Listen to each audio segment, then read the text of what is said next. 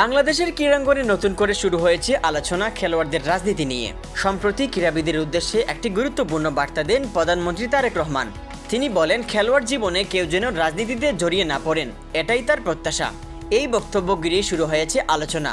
আর এবার এই নিয়ে মুখ খুলছেন বাংলাদেশের তারকা অলরাউন্ডার সাকিব আল হাসান।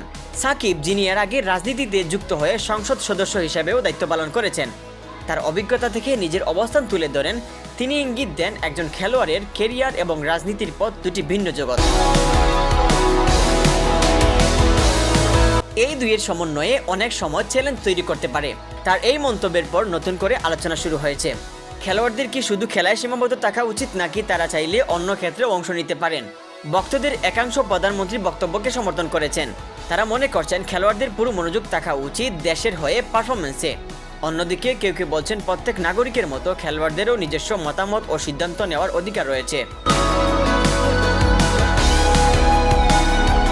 বিশ্লেষকদের মতে এই বিতর্ক নতুন নয়, তবে সাকিবের মতো বড় তারকার মন্তব্য এটিকে আরও আলোচনা নিয়ে এসেছে।